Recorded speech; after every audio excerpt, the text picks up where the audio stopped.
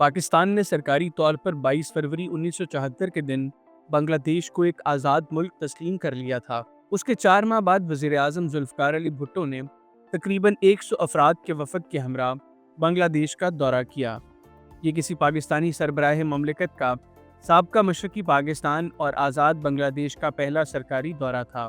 सिर्फ 2 साल कबल ही सकूत ढाका के बाद बांग्लादेश ने भारत की मदद से आज़ादी का ऐलान किया था। वज़ीर आज़म जुल्फ़िकार अली भुट्टो के लिए ये ढाका का पहला दौरा नहीं था। वो मार्च 1971 में पाकिस्तान पीपल्स पार्टी के सरबराह की हैसियत से उस वक्त ढाका पहुंचे थे जब हालात मखदूश हो चुके थे। उनकी ढाका में मौजूदगी के दौरान ही पाकिस्तानी फ़ौज ने ऑपरेशन सर्च लाइट का आगाज़ किया, जिसमें मुबैना तौर पर मुतअद्दिद हलाकतें हुईं। 26 मार्च को ढाका से कराची रवानगी से कबल उन्होंने सहाफ़ियों से बात करते हुए ये जुमला अदा किया था कि खुदा का शुक्र है पाकिस्तान बच गया है। भुट्टो का मौक़िफ़ वाज़ेह रहा था और वो बांग्लादेश की आज़ादी के मुखालिफ थे। 1972 में भुट्टो ने पाकिस्तान को कॉमनवेल्थ से उस वक्त अलग कर लिया था जब बरतानिया ने बांग्लादेश को तस्लीम करने का फैसला किया। यही वजह थी कि भुट्टो के दौरे ढाका पर अवाम का रद्द अमल मिला जुला था और इस दौरान कई ड्रामाई वाक़यात रोनुमा हुए।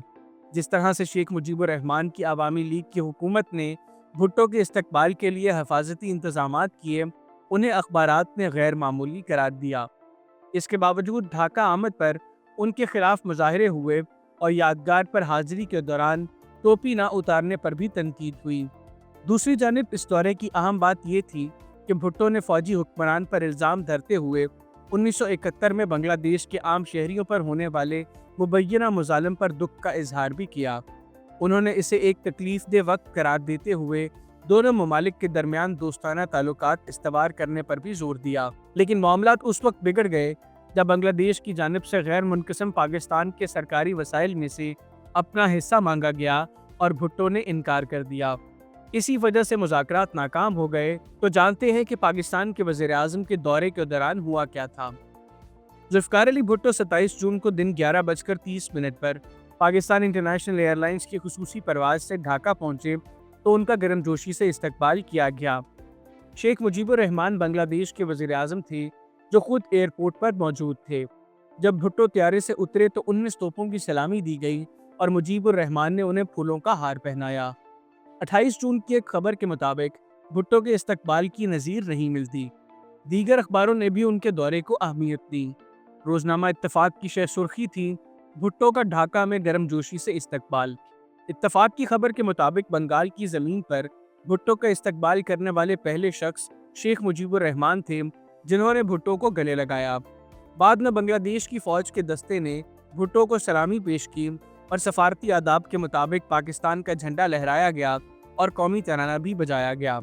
मुजीबुर रहमान के अलावा बांग्लादेश की असम्बली के स्पीकर, काबीना अरकान, फ़ौजी और सिविल हुक्काम और सियासी जमातों के रहनुमा भी एयरपोर्ट पर मौजूद थे।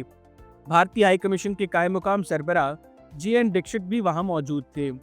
सिक्योरिटी के इंतजामात इतने सख्त थे कि सहाफ़ियों ने एक फासले पर रहकर इस्तकबालिया तकरीब को देखा। एयरपोर्ट के बाहर भी एक मजमा इकट्ठा था। अखबारात के मुताबिक जब भुट्टो एयरपोर्ट से रवाना हुए तो सड़क के दोनों अतराफ लोग मौजूद थे, लेकिन उनमें से चंद ने भुट्टो के खिलाफ एहतजाज भी किया। दौरे के दूसरे दिन वज़ीर आज़म जुल्फ़िकार अली भुट्टो बांग्लादेश की शहदा को खराज अकीदत पेश करने के लिए बांग्लादेश फ़ज़ाइया के हेलीकॉप्टर में दिन 10 बजे यादगार पर पहुँचे, जहाँ वज़ीर आज़म शेख मुजीबुर रहमान के पॉलिटिकल सेक्रेटरी तुफ़ैल अहमद ने उनका इस्तकबाल किया। भुट्टो ने यादगार पर फूलों की चादर चढ़ाई, जबकि बाहर उनके खिलाफ एहतजाज जारी था। अखबारी रिपोर्ट के मुताबिक पाकिस्तानी वज़ीर आज़म फूलों की चादर चढ़ाने के बाद यादगार से निकलने के ख्वाहिशमंद थे, जबकि ये भी बताया गया कि उन्होंने इस दौरान टोपी नहीं उतारी। डेली बांग्लादेश की खबर में लिखा गया कि भुट्टो जल्दी से निकलना चाहते थे, लेकिन एक बांग्लादेशी प्रोटोकॉल ऑफिसर ने उनका हाथ पकड़कर कहा कि अभी तकरीब ख़त्म नहीं हुई। फिर फौजी बैंड ने एक धुन बजाई और बांग्लादेश का परचम नीचे किया गया। इस दौरान भुट्टो अपनी टोपी उतारे बिना ही खड़े रहे। मुतअद्दिद अखबारों के मुताबिक तकरीब के इख्तिताम पर भुट्टो यादगार पर मौजूद किताब में अपना कोई बयान लिखे बिना ही हेलीकॉप्टर में सवार हो गए। उस वक्त की अखबारी खबरों का जायजा लेने से मालूम होता है कि ढाका एयरपोर्ट पर भुट्टो का इस्तकबाल करने आने वालों में बांग्लादेश में फंसे पाकिस्तानी अफराद भी शामिल थे। इत्तलात के मुताबिक ये अफराद पाकिस्तान वापस जाना चाहते थे, और इसीलिए वो मुल्क के वज़ीर आज़म को देखकर भुट्टो हमें वापस ले चलें के नारे बुलंद कर रहे थे। इस मौका पर भी बदनज़मी देखने में आई और पुलिस उन अफराद को मुंतशिर करने के लिए लाठी चार्ज करती रही। उन अफराद ने जवाब में पुलिस पर पत्थर और ईंटों से हमले किए। जब भुट्टो बांग्लादेश के ऐवान सदर में दाखिल हुए तो वहां भी बाहर पाकिस्तानी शहरी मौजूद थे। एक बार फिर यहाँ सिक्योरिटी एहलकारों को लाठी चार्ज के जरिए उन अफराद को मुंतशिर करना पड़ा। पाकिस्तानी वज़ीर आज़म के 3 रोज़ा बांग्लादेश के सरकारी दौरे का मकसद दोनों ममालिक को दरपेश मसाइल को हल करना और सफारती ताल्लुकात को बहाल करना था।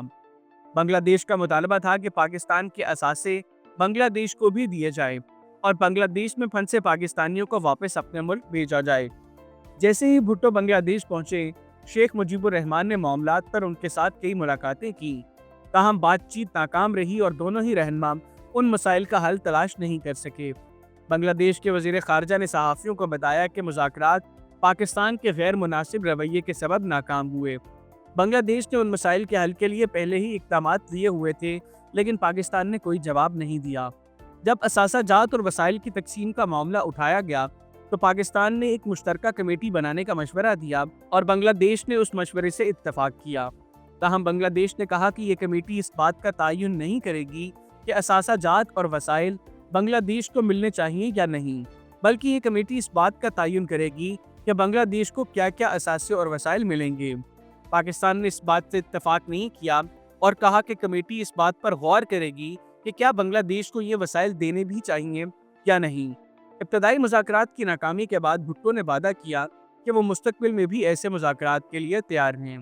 भुट्टो ने ढाका छोड़ने से कबल सहाफ़ियों को बताया कि पाकिस्तान इन मामलात पर समझौता करने की कोशिश करेगा।